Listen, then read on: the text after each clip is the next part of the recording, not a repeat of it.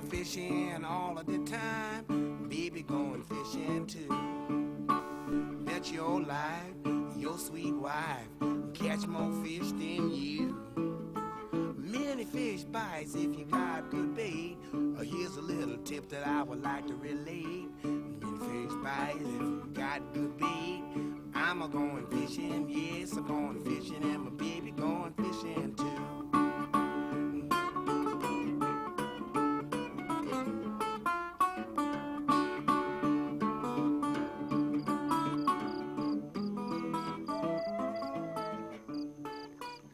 You know, I would like to know who said fish are more hungrier at night.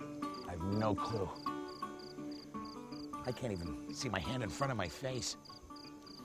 Oh, try these. What are these? They're great. They're night vision goggles. Ooh, cool. Just like they used in the Gulf War. Cool. These things are dirt cheap right now. Really? Oh, yeah. Turn it on here. Huh? Okay. Wait a minute. Wow. Yeah. What did I tell you? Cool. Amazing, isn't it? It's like in a whole different world out here now. Oh, Huh?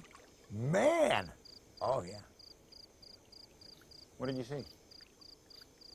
Oh, nothing. No, it's really peaceful. So, the Americans could see at night. Mm-hmm. How come they killed so many of their own guys? Oh, somebody had to. You know, the Iraqis certainly weren't shooting anything. Can't have a war without any harrowing stories to tell your friends later at the bar. You know, I was in the Gulf War. Lost my best shoe.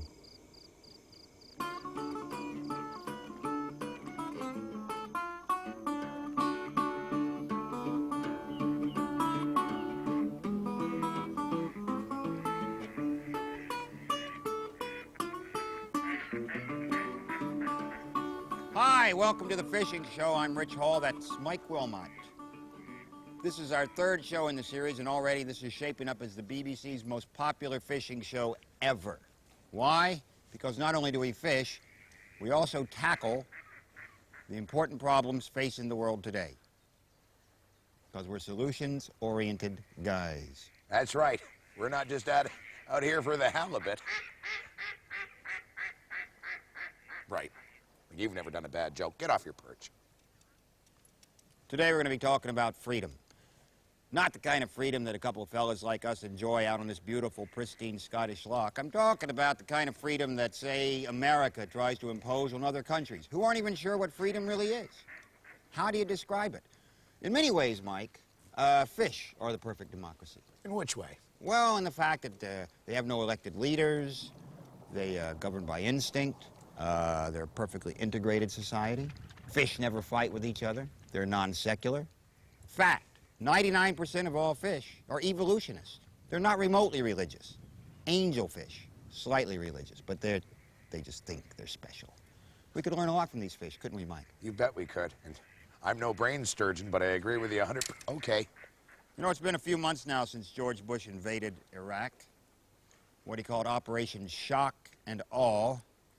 Very American term, very grandiose. See, that's what Americans do. Turn everything into a Steven Seagal film. It's Operation Shock and Awe.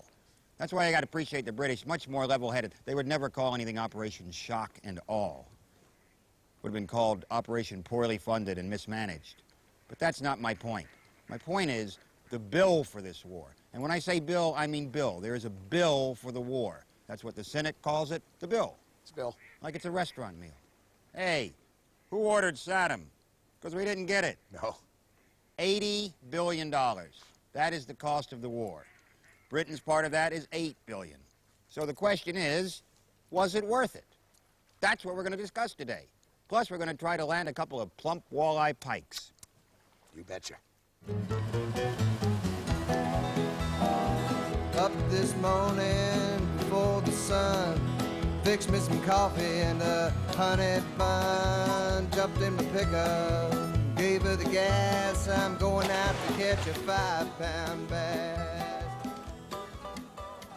We're fishing in the Trossachs in Scotland today, and we're going for the big hefty pike. Now, I'm going to be using my favorite fly, which is this shimmy popper with a very delicately golden marabou on it, which certainly attracts the fish and It also has two eyes that kind of float around, and they almost look like they're looking at you. It's a little nymph, and this was tied by a Crow Indian woman in Montana, and it's made it all the way to Scotland now. And I think that's good for the economy of these beleaguered people who were slaughtered by the American cavalry in the 1800s and really didn't have a chance.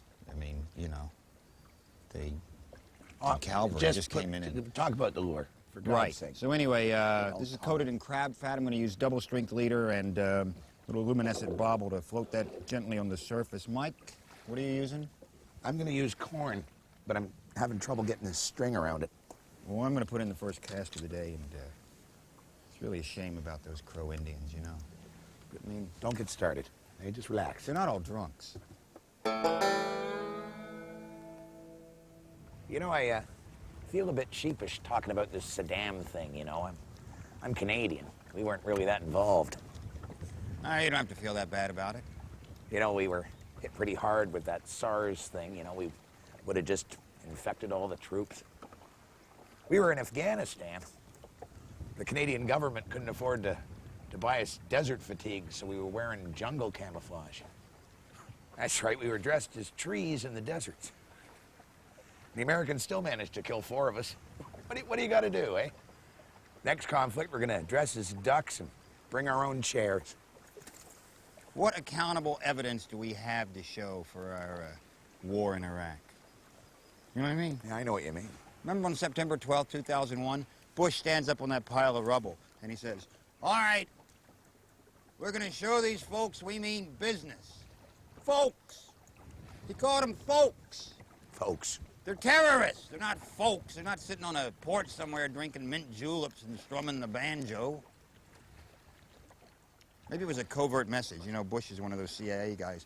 Maybe what he was trying to say is that Osama's hiding out in the deep south. Look at the man's profile. Camouflage jacket, automatic rifle, beard. It's every man in Alabama right there. I saw him playing guitar for ZZ Top, but nope, nobody wants to listen to me. So now it's all been reduced to a pack of cards. Deck of playing cards.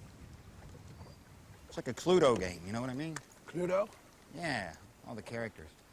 Dr. Death, Chemical Alley, Anti-Anthrax. They caught one terrorist and they charged him with 2,217 crimes.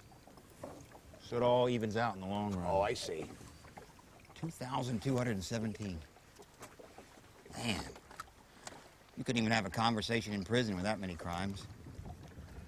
I'm doing 5 years for burglary. What are you in for? You don't have time. The thing is, he just hasn't done that much, Bush. What has he done? The man's approval rating is still 65 to 70%. 65 to 70% of Americans think that Bush is a great president. The man named his dog Spot. Dog doesn't even have spots. 65 to 70. Keep in mind, most of these polls are conducted at shopping malls. You know what I mean? So 65 to 70% of the people who weren't even savvy enough to cut a wide berth when they see somebody coming at them with a clipboard think he's a good president. Of course, they also think that donuts the size of truck tires are a good idea, so what do they know? So now all we have is this war that was just televised and edited and wrapped up in yellow ribbon, just like a miniseries. Rich. War, replete with its own vocabulary. Rich. Pockets of resistance, that was my favorite. It's a war! People are shooting at you. It's not pockets of resistance, it's a war.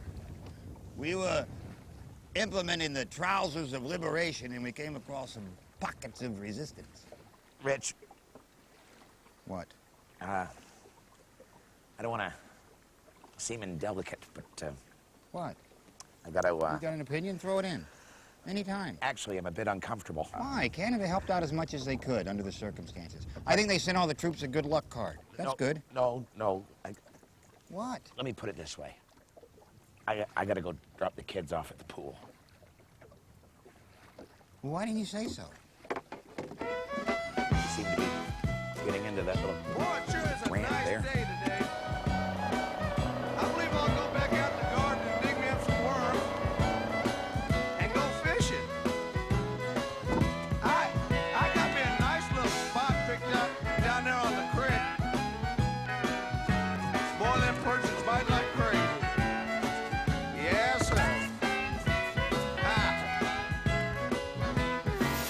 I'm going fish, fish, fish, fish, fish, fish, fishing. I'm going fishing. Hook, sinker, and line.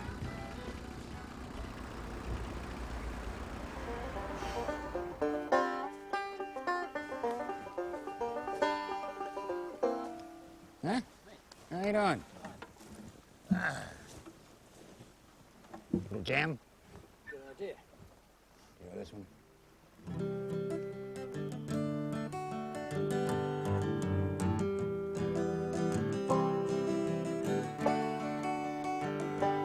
Old standard.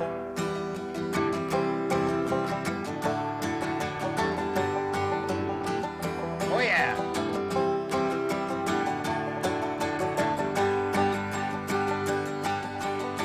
Let's get together and kill George Bush. Let's clean his clock. Put a big old fish hook in his mouth. Hang him on the dock. Let's get together and kill George Bush. It won't be treason. One reason. Folks from Greece. Grecians. Get together and kill George Bush. Crush him with a truck tire. This cannot be construed as a threat to the U.S. presidency as long as it's done in the interest of satire. So come on, you bastards, keep laughing. Just a little joke we're having. Still, the man could benefit from the slapping. Let's kill George Bush. David!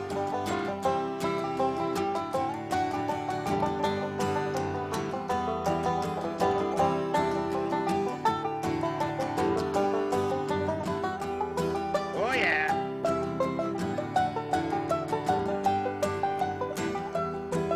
Oh, yeah. Take it home.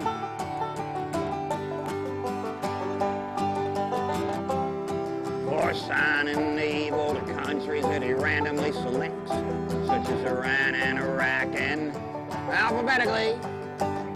Ireland would be next. Is it crazy? Is it dumb? Well, no one's really sure when he says that the trouble with the French is they have no word for entrepreneur. It's not a joke. Get together and kill George Bush. Crush him with a waterbed.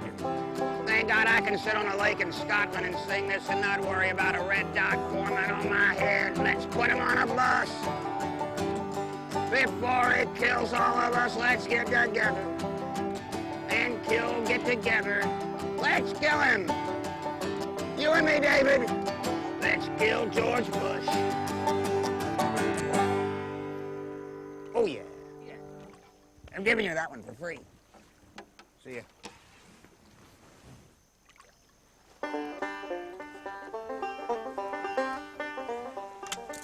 Well, look who's back. Hey, Rich, don't you think you're being a little hard on the guy? Well, somebody's got to be hard on him. Come on. That's what we do. It's our job to criticize, right? Nobody else is going to do it. Oh. I mean, come on. The guy gets most of his political references from comic books. Axis of Evil. That's right out of Spider-Man, you know what I mean? Yeah. When they try to explain to him about Osama bin Laden, they have to refresh his memory. Hey, George, we still haven't found Osama. Who? Osama bin Laden, George. You know, billionaire. Lives in a cave. Batman? Yeah. Does he drive a Batmobile? Yeah, that's the guy, George. Sounds to me, though, like you got an axe to grind or something. I've got no axe to grind. No, maybe you should reflect on September 11th. It's been almost 2 years, you know what I mean? I don't want to go You back. ought to think about how it affected you. It affected all of us. Why don't you think about it? I don't want to go back to that time. I went into a real depression for over a month. Couldn't eat, couldn't drink. I was just mad.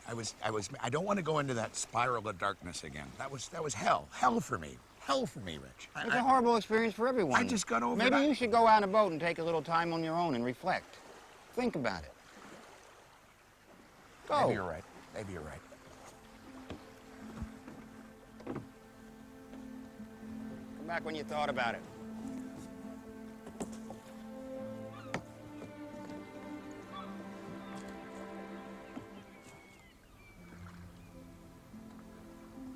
Wow.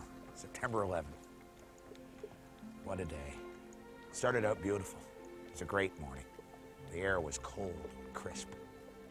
I was out in the backyard drinking some coffee and playing with the dog, and that's when I heard the bad news. My neighbor popped her head out the window and said, "Hey, Mike, your dog's been scratching a lot, especially around the ear." Well, that's fungus, isn't it? Huh? So I grabbed the dog and head towards the car. I grabbed the back hatchback door and tried to open it. It's jammed. Hey, it's all rusty. Huh? 5 years old, that car. Piece of shit when I got it. Yeah, I don't even know why I buy them brand new. They just all fall to hell. Anyway, finally got that back hatch open. Shoved the dog in. We drove off to the vet. Regularly, that's about a half-hour drive. What? 2 hours. 2 hours with traffic. Crazy. Finally get to the vet's. Sitting in the office. I must have been there 45 minutes to an hour. Hey, no one's helping me. No one's even there. They're all in the back watching TV. This is supposed to be a business. Finally, the vet comes out and tells me, "Your dog's got an ear infection." I knew that, eh? I got the eardrops. Eardrop. $240 for eardrops for a dog. Boy, they see you coming, those vets. They just screw you every time you come in. So I get the eardrops, and then we have to put one of those plastic cones around the dog's head so she can't scratch herself. Well, we get back into the car, grab that hatch door, eh? Handle snaps off right in my hand. I could have screamed right there. It's not even 11 o'clock. I'm having the worst day of my life. I waited around maybe 2 hours for help. No one's there to help you. Eh? They're just walking by. They're flicking their cigarettes into the dog's cone. People. They're just, you know, they're all self-obsessive. It's all me, me, me. Nothing else is out there, you know? 2 hours outside that fucking car. I finally had to break a window, break into my own car, eh? 2.5-hour drive all the way back. Jesus Christ. September 11th, 2001. That's the worst goddamn day of my life.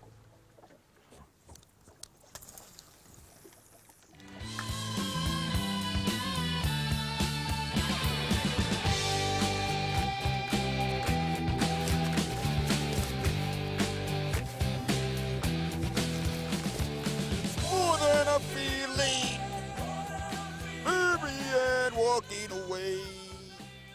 Hey, you with the legs. What, you don't want to talk to me? Come on over here.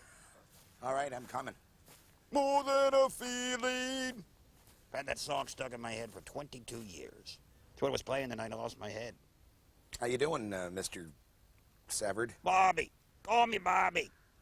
So all my friends used to call me. Come on, Bobby. Of course, I don't expect you to remember someone like me.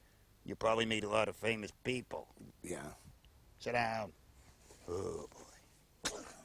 Woo. Know what I'd give my left eye for right now? What? Shot a snort. Hooch. Bourbon. Drink. A nice drink would be lovely. Right. Don't suppose a fella like you would have something like that? Just so happens. Oh, you're a good man. Look at that. Hey? Like the look of that, don't you, Bob, eh? Hey. Good, too. Just teasing you. Here you go, buddy. There you go, Bob. You enjoy. Get it in there. Hey, oh, yeah. That's good. Daddy loves you very much. Woo! Can't feel my feet. Very good. Let me ask you a question. Yeah? Do I frighten you? No. I mean, I can see where I can frighten a lot of people. On account of I come on so strong, you know. I say what's on my mind. Well, I think you sort of got it made here, Bobby. I mean, you're all isolated away from the modern world, all the bullshit that's going on out there. You're not a part of it. What do you mean? Well, Afghanistan. Never heard of it. Hey, Iraq. I don't know about that. Palestine. Where's that? Twin Towers. Who are they? Bush. Who? Mad cow disease. What got up their nose? AIDS. Well, good help is really hard to find. It always has been. Yeah. Bob Hope died. What? Bob Hope died. What? Bob Hope died. No. Yes. Say it ain't so. Bob Hope died. How? Well, he was 100 years old, Bob. You don't say. Yeah. Always felt he had a couple good movies left in him. Oh. It's terrible. Oh, Christ, I'm a mess. You're not a mess, Bob. I'm pathetic. No, you're not pathetic. Think about it. You know, you got no real problems, eh? You don't have a job. You don't have any children to support. You don't have any car payments. I mean, you know, you have no earthly worries at all. Nothing? Nothing. Floods. Hello? Floods. Squirrels.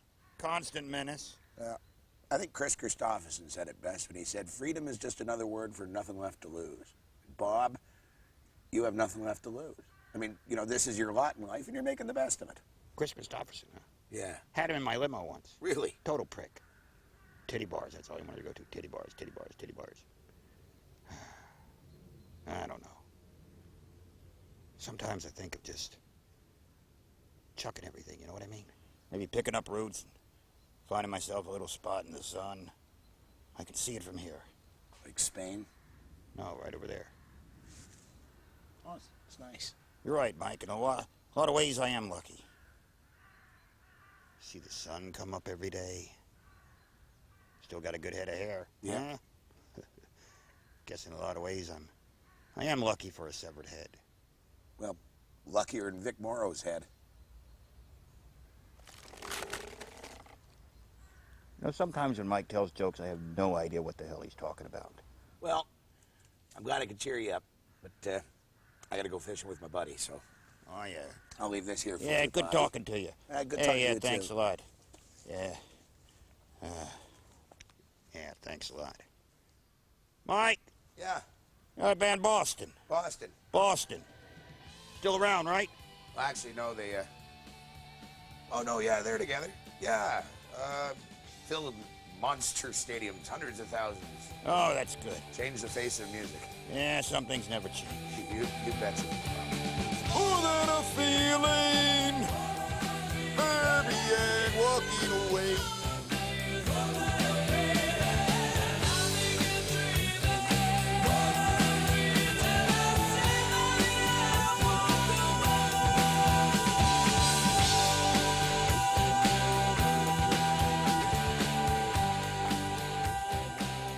Now listen, Yeah. just let Yuri have enough rope to hang himself. Okay. Okay? I'm really nervous about this one. Why? Well, he's a mentalist, you know. Oh, you think he'll see it coming? He's smelling a rat. He's not a mentalist. Oh, okay. He bends spoons. That's what he does. That's still pretty You amazing. say spoon vendor, what is the prominent name that comes to mind? Yuri Geller. And it's just spoons. Yeah, Can't even but bend a fork. you can't do forks? Doesn't do forks, doesn't do any kind of cutlery but spoons, from what I understand. Whoa. Didn't he work for the CIA? Oh, yeah, he worked for the CIA. He worked in the cafeteria, unbending all the spoons that the employees had bent. Listen, he's not going to see it coming. You just do what you have to do. All right.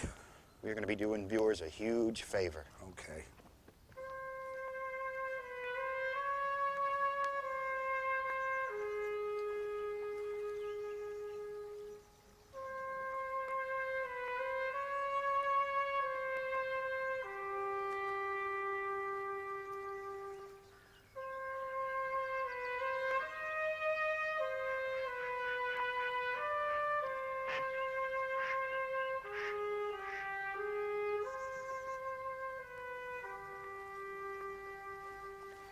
Do you fish, Yuri? Well, I don't fish. Do you know why? Why? Because I'm a vegetarian. Right. I don't kill anything that is alive. And I'm even against harming fish. I believe that fish could be extraterrestrial in nature. Yeah. They were brought into this planet by some higher intelligence.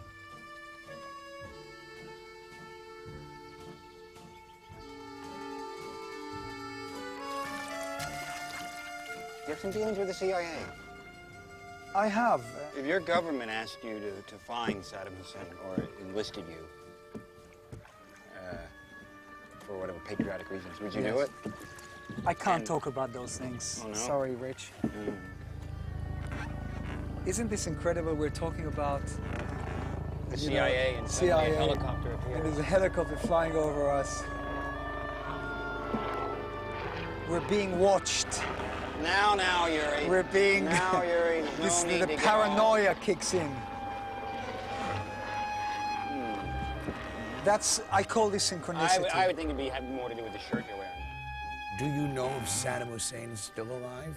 There's not much I can tell you about it because there are certain secrets involved. But I believe that he's alive. Yes. You think he's around here? No, he's in either in a small village somewhere in the outskirts of Baghdad, or maybe in Syria or somewhere. Mike, do you believe in God? No. What about you, Rich? Yeah, I do. But we're still friends. How come you don't believe in God? You got me there, Yuri. Yep. I believe in snow. So you do believe in Santa Claus then? I believe in snow and Santa. And you do believe in a snowman? I believe I've made snowmen. I know there's snowmen. So how do you know that a snowman doesn't have a spirit or a soul? Oh, because that would be retarded. Take it easy, Mike. Settle down. So when people ask you to define yourself, say, in one or two words, what do you say? If I'd have to put it down in my passport, I would call myself author-paranormalist. Yeah. That's a good word. I like paranormalist. It sounds nice. Boy, you must get some questions at customs, though. When you say paranormalist. I mean, just gotten off the Especially when plane. they find 123 spoons in my suitcase. What, you're still carrying the spoons? You still carry them around? I carry them around because people want me to bend them for them. It's still an amazing, amazing, Don't you amazing sometimes want phenomenon. to take a spoon and just stab it in somebody's eye when they ask you to do that? Not I mean, in their eye, there's much but more to Uri Geller than bending spoons. that's true. No, I would never think of stabbing someone in the eye with a spoon, but I think of stabbing the spoon or the fork in their car. Because I ebbed away from the spoon bending a long time ago. Oh, of course. But still, unfortunately, I'm remembered for that. Yeah. Uri Geller, the spoon bender. Yeah. You're here to fish, Yuri. I know. And I also fought in the Six-Day War, and unfortunately, I had to kill a human being, which changed my life. That's unfortunate. A Jordanian popped out of nowhere, aimed his weapon at me. I held my Uzi. We stared into each other's eyes, and I mean, I had to because it was a matter of survival. You ever sing? She may be the face I can't forget, a trace of pleasure or regret, maybe my treasure or the price I have to pay. She may be the song that summer sings. The lyrics are beautiful, listen. Yes, keep going. Well, it's hard for me to Sing, sing without Yuri. music. She may be the song that summer sings, maybe the chill that autumn brings, maybe 100 different things within the measure of a day. She may be the beauty or the beast, may be the famine or the feast, may turn each day into a heaven or a hell. Holy fuck.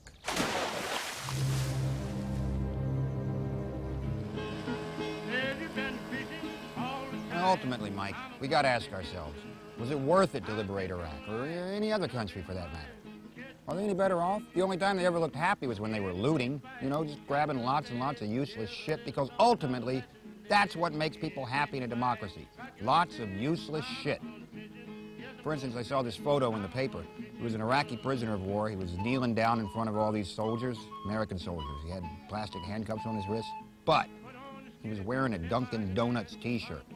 And I thought to myself, it's probably what saved his life. Donut t-shirt. No one would shoot a guy wearing a Dunkin' Donut t-shirt. That would be un-American. So when you add it up, we spent $80 billion to destroy a country. There's only 20 million Iraqis. That's $4,000 per Iraqi. We could have just dropped the money on their heads. 80 billion. For 80 billion, you could build 1,000 Dunkin' Donuts, 800 McDonald's, 5,000 Starbucks. That's how you destroy a country.